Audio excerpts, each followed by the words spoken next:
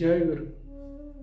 मैं फिर से आपके समक्ष उपस्थित हुआ हूँ परम प्रेम श्री ठाकुर जी की दिव्य लीला की और एक बात लेकर। मैं आशा करता हूँ ये आपको आनंदित करेगा और इष्ट पथ पर चलने के लिए और भी प्रेरणा देगा। ऐसे ही और घटना, ऐसे ही और अनुभूतियों के बारे में जानने के लिए आप लोग इस चैनल को सब्सक्राइब कर लें और मेरे साथ जुड़े रहें। तो ये घटना इस प्रकार की है। सेवादी करके आश्रम में रहने वाली ठाकुर जी की एक सेविका आके श्री ठाकुर जी से बोल रही है कि ठाकुर, आपने मुझे जो बीए पास करने के लिए निर्देश दिया था, मैं बहुत कष्ट से 3-4 बार फेल होने के बाद मुश्किल से बीए पास कर पाई हूँ, वो आपकी दया है।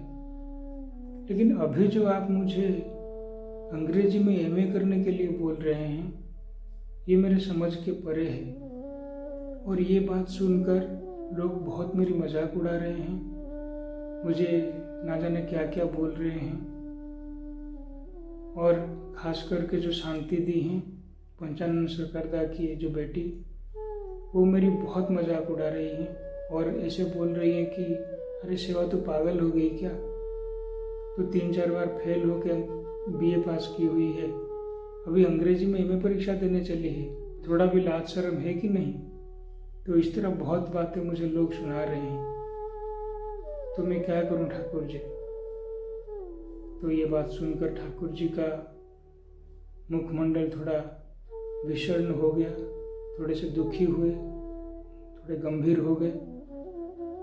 तभी उसी समय वहाँ पे आके श्री रेवती मोहन विश्वास वो आके ठाकुर जी को प्रणाम करके बैठे।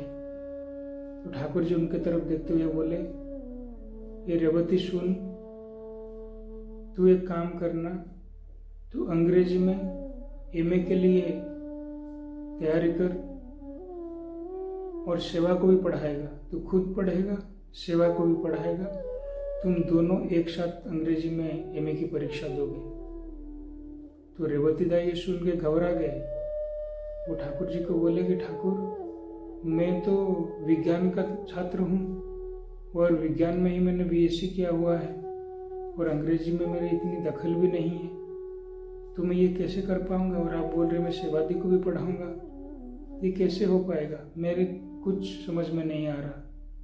लेकिन आपकी दया होगी, आपकी इच्छा होगी तो मैं चेष्टा जरूर करूंगा। सेवादी भी बोली, ठाकुर, बीए पास करने में मेरी जो हालत हुई है वो आपको पता है। अभी ये एमए मुझे बहुत डर लग रहा है अंग्रेजी में करने के लिए, लेकिन आपकी दया होगी, आपकी इच्छा होगी तो मैं ज़रूर कोशिश करूंगी। ठाकुर जी मुस्कुराते हुए बोले कि परमपिता का दया तुम लोगों के ऊपर है ही, तुम लोग कोशिश करो, फिर देखो।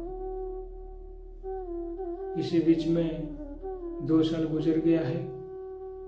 एक दिन सेवादी और रेवतीदा श्री ठाकुर जी के लिए भोग लेके आए हैं, भोग निवेदन करके प्रणाम कर रहे हैं और बोल रहे हैं, ठाकुर जी, हम लोग दोनों ही अंग्रेजी में एमए पास कर गए हैं।